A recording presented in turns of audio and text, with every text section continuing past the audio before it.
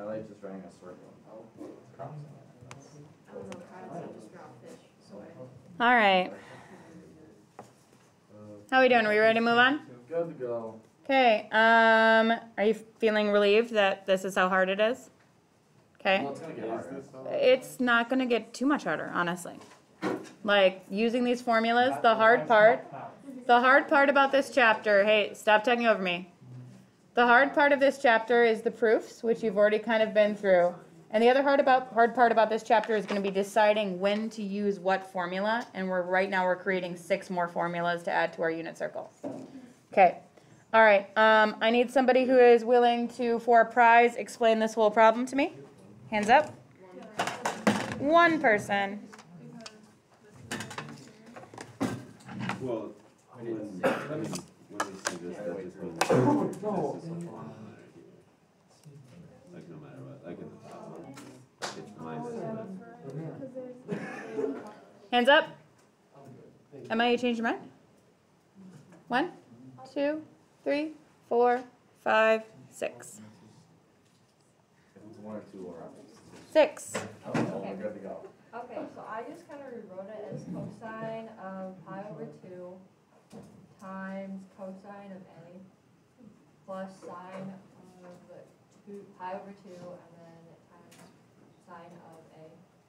And it's alpha. Okay. Oh wait, that's alpha? Oh, that's alpha? Okay, that makes so much more sense. Okay, good. So then the first thing I did is I went to my unit circle and looked where cosine of pi over 2 is, and it's 0. Yep. Right here. And then, yeah, so I automatically knew that both the cosines are going to cancel out then because it's just 0. Mm-hmm. And then for sine of pi over 2, it's 1. And then sine of alpha. Mm-hmm. So then really it's just going to be sine of alpha. Agreed. Nice job. Hands up if you did it right.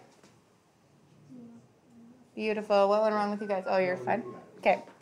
All right. All right. So now, this is another way. Go get a prize. So this is another way. Another thing is that you can go backwards.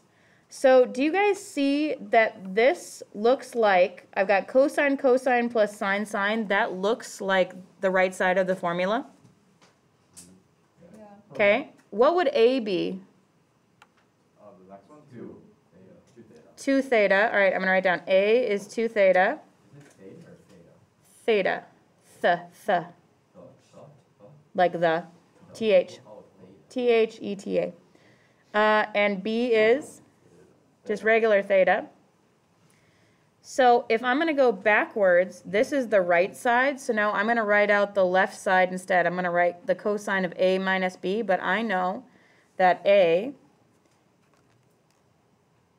is 2 theta and B is 1 theta. What's 2 theta minus 1 theta? Theta. So the answer to this problem is cosine of theta. So you can actually also use a formula going the other way if you want to, which is going to be really obvious because it'll be something like cosine, cosine plus sine, sine. Wait, I'm a little confused on this happening. Okay, you want me to do the whole thing again? Okay, so do you understand, Mason, what I mean by going backwards? Yes. Because this is the right side, right? On here, we were looking at this problem here, the one we just did. We were looking at the left side of the equation, deciding what A and B are and plugging it in and getting a simplifying, right? On this bottom equation, it already has the right side, which I can tell is because it says cosine times cosine, sine times sine, and that 2 thetas are the same, the theta is the same, so I know that I can go backwards in my formula. And since I've already got the right side, I'm going to use the left side now, which is cosine A minus B. So we determined that A was 2 theta, because it went first in both of these. And B was theta, because it went second in both of these. And then I just plugged it in, so 2 theta minus theta is just cosine of theta. Okay.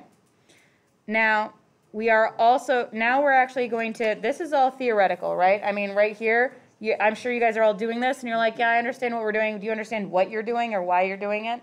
Probably not. But here's why this works and why you want to do it. Let's look at example 4. We're going to use the formula for cosine of A minus B to find the exact exact value of cosine of 15. Exact in mathematics means leave the square root in. Okay, I don't want you to approximate it and put it into your calculator and give me a decimal. I want you to leave it with the square root. Now, where is cosine of 15 degrees on your unit circle? Take a look. Halfway from 30. Right, but it's not on there. See what I mean? Like, it's not on there. But we do have 45 and 30. And do you guys realize that 45 minus 30 is 15? No. So we can use two things we have to find something we don't have by using the formula. So I'm going to use cosine of 45 minus 30 and plug it into the formula. And no, you can't just take the cosine of 45 and subtract the cosine of 30 and get the other one. It's not going to work. All right, so let's start plugging it in. I'm going to have to use first the cosine. This one is A, this one is B. So I'm going to use the cosine of 45 degrees times the cosine of 30 degrees plus the sine of 45 degrees and the sine of 30 degrees. And you know what those are. You just have to find them on your unit circle. So the cosine of 45 is the square root of 2 over 2. If you're looking at it right now going, where is she getting this number? Turn to your partner and ask right now. Cosine of 30 degrees is the square root of 3 over 2. Plus the sine of 45 degrees is the square root of 2 over 2. And the sine of 30 degrees is 1/2. All right, now I'm going to multiply these fractions together. What's the square root of 2 times the square root of 3? Square root of 5 over 4. Square root of 6. You multiply the insides. Yeah.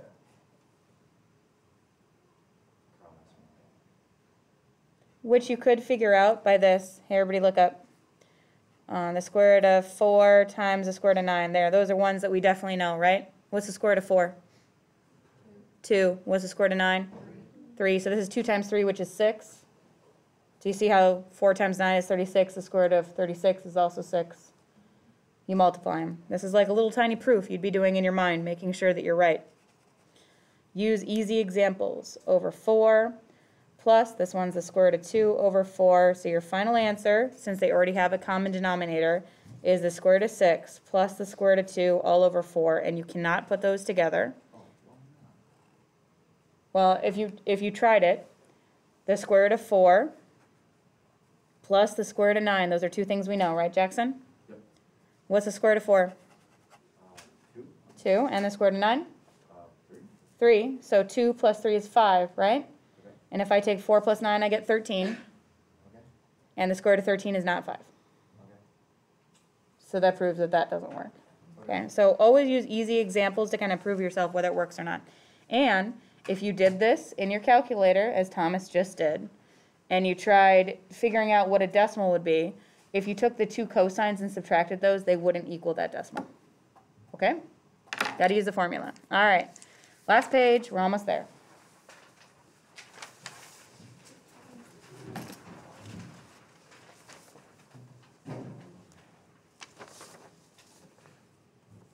All right, where is my last page? There you are. All right, now we're going to derive another formula. But this one's going to be very easy. And look how much space I gave us. Do you remember how much space I gave you for the first one? Like a whole page where we had to draw a whole bunch of pictures. This one's not that complicated. We're going to be fine. Okay, so we're going to use the formula for a minus b to find, oh, this is actually just another example you did. We'll derive it down here. So try this one with your partner right now. Find the exact value of cosine of 165. The first thing you're going to have to do is find two things on your unit circle where if you subtract them, you get 165. Talk to your partner. This one I'm going to give both of you prizes. It's not this, but I'm trying